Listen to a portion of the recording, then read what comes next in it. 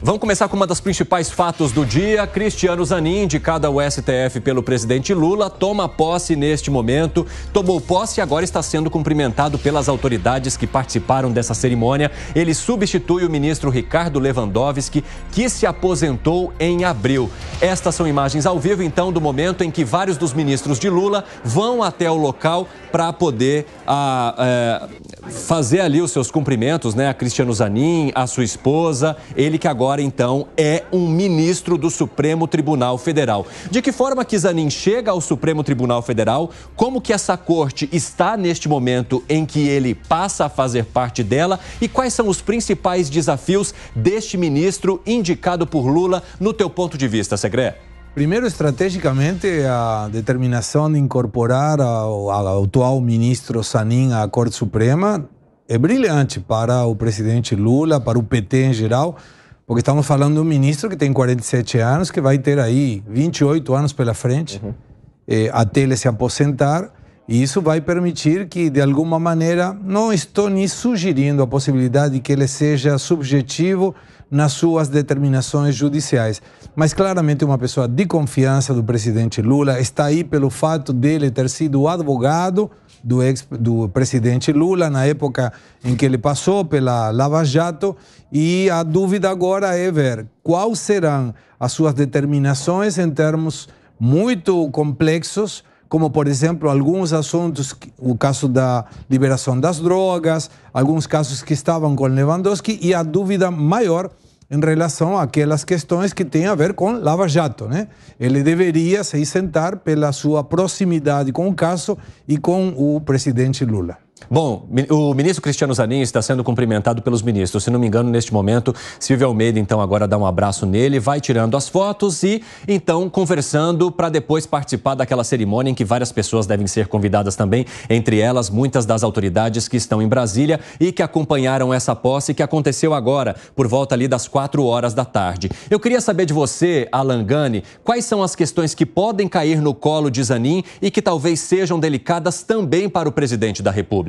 Olha, tem duas questões que estão aí, que é o julgamento sobre aborto e descriminalização de drogas para uso pessoal. E aí existe uma desconfiança muito grande por parte da esquerda, inclusive pessoas de esquerda eram contrárias à sua indicação, porque ele teria uma postura mais conservadora em relação a estes temas.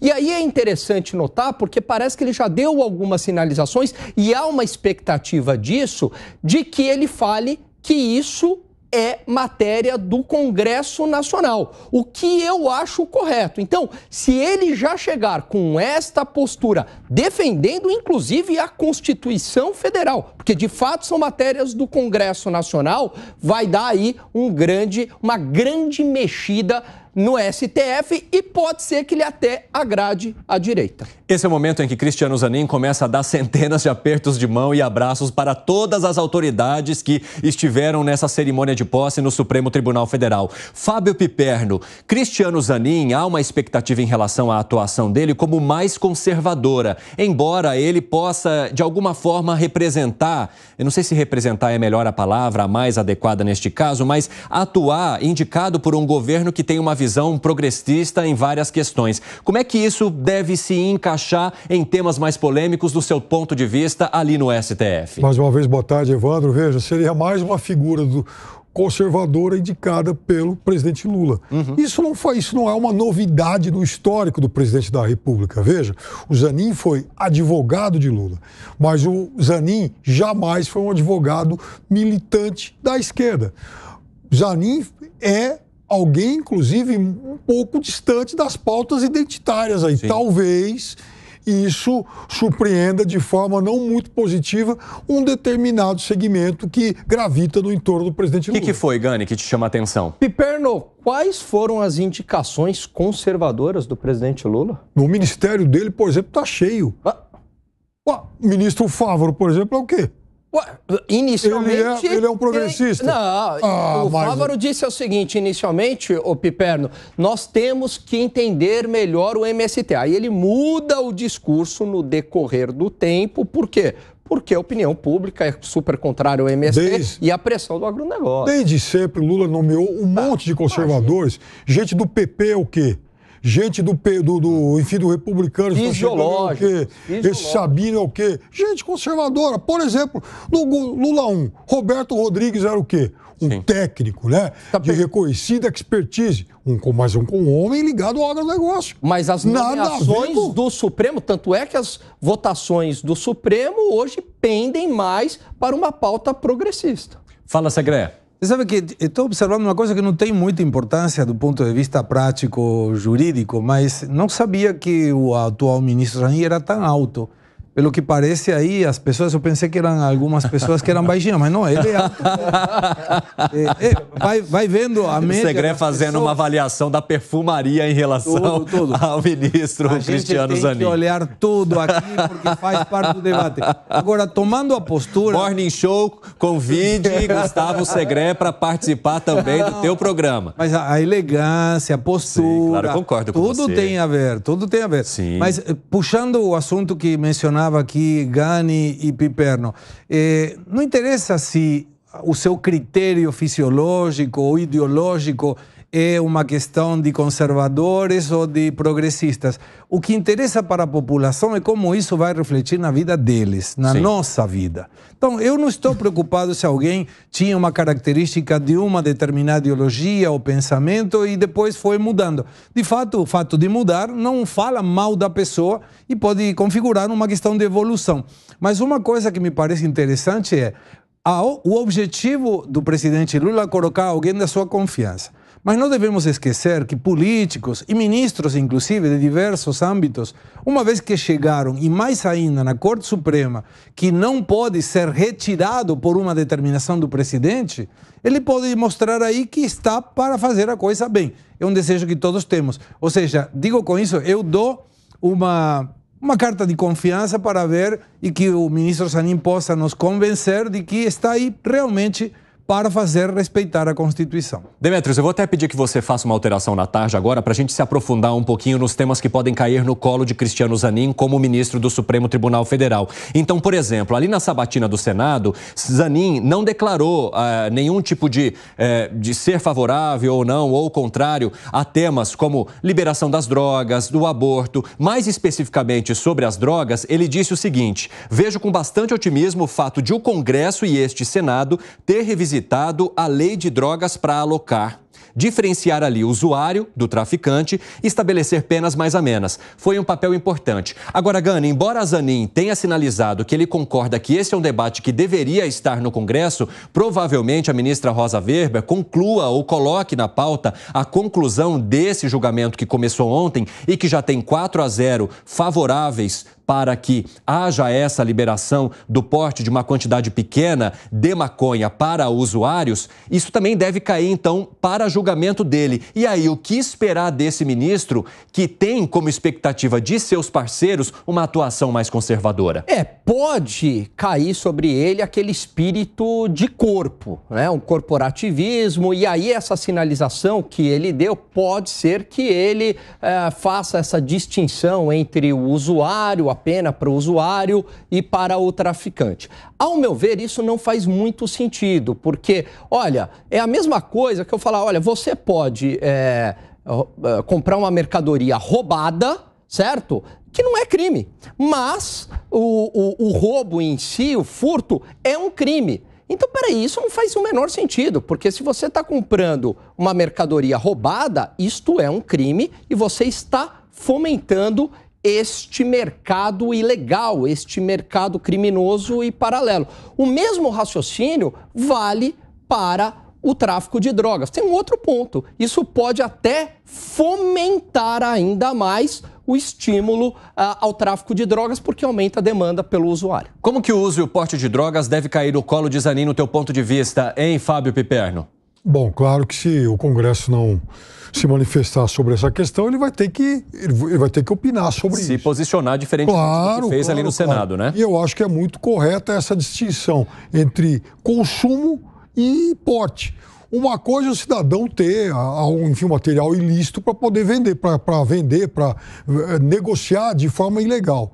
A outra, por exemplo, Ué, há países do mundo, por exemplo, que permitem que o cidadão vá lá, aliás, que vendem, inclusive, maconha lá.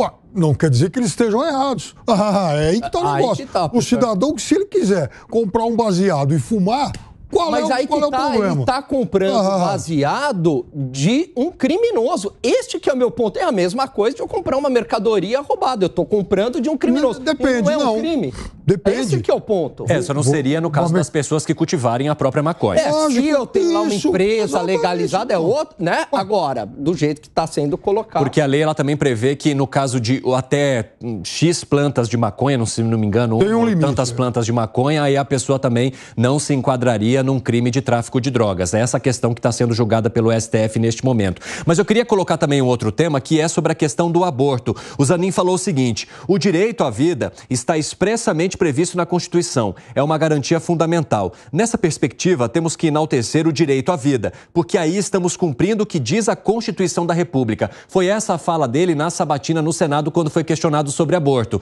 Mas uma visão conservadora sobre esse tema, né, Gustavo Segré? Aí está o ponto, né? Na sabatina, eu espero que seja observado que essa fala se mantenha numa eventual sentença, um dictamen da sua postura em relação a esse assunto. Devemos lembrar que é uma agenda do progressismo, do populismo de esquerda, colocar o aborto legalizado. Aconteceu na Argentina também, em outros países, mas sempre foi através do Congresso.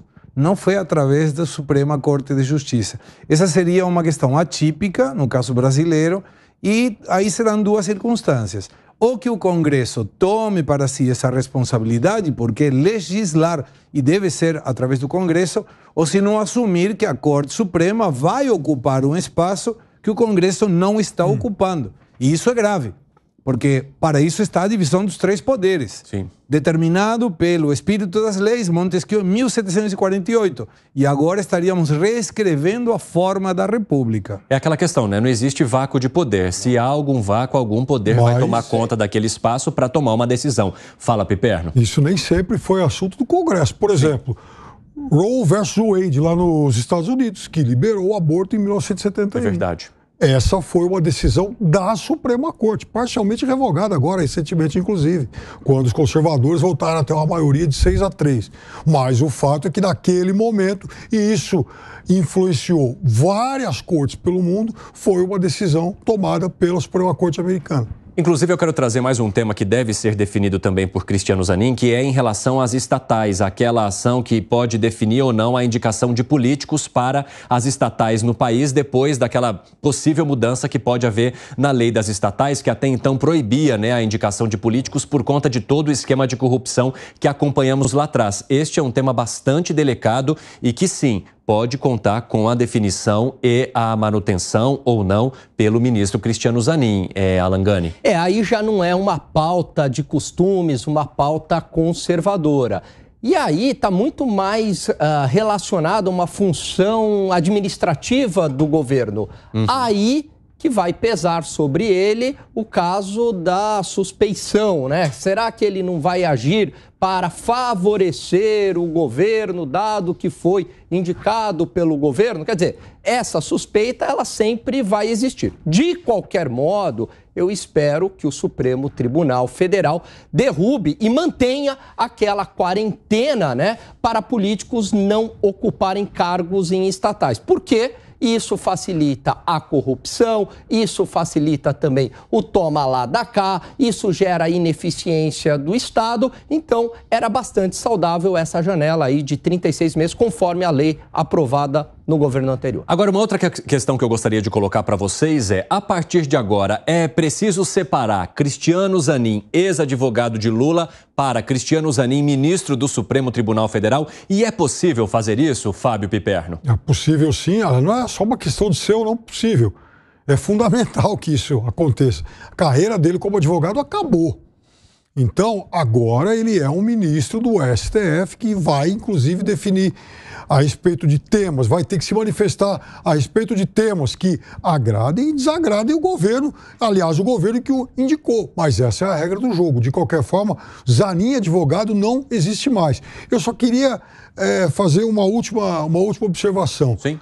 Sobre a questão das drogas, eu gostaria que o doutor Zanin, ministro do STF, pensasse, por exemplo, se manifestasse como, por exemplo, um famoso libertário chamado Milton Friedman.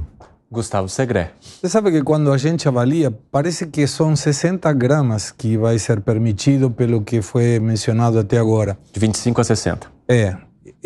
Mas aí, obviamente, o narcotráfico já está fazendo contas, dizendo, ó, 60 gramas, então coloco 10 meninos vendendo e já tenho 600, né? Então, e se coloco mais, repondo, porque o importante é que a polícia não pegue alguém com mais de 60 gramas, se esse for a gramagem autorizada. Então, isso vai fomentar, ou pode vir a fomentar, o narcotráfico mesmo. E aí voltamos na seguinte questão. Observamos o governo falando sobre o desarmamento, mas é o desarmamento das pessoas que compraram armas registradas. Agora estamos favorecendo a compra, eventualmente, através do narcotráfico de drogas. E devemos esperar para ver se será a maconha somente ou terá alguma outra droga também.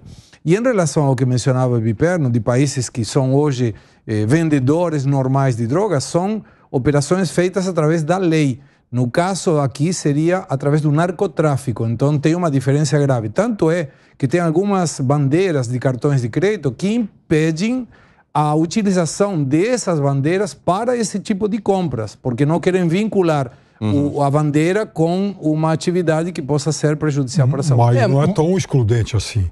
A pessoa, aqui, acho que todo mundo conhece gente, por exemplo, consome maconha que tem um pezinho em casa. Ele não está comprando ilicitamente lá. Pois é, tem questões bem diferentes aí que vão precisar ser analisadas pelos ministros e depois pelas autoridades para haver uma diferenciação e a punição correta para quem deva ser punido e também a absolvição correta para quem deva ser absolvido. Só falta que agora o governo, impulsando essa norma, diga que isso vai favorecer o agronegócio familiar, né?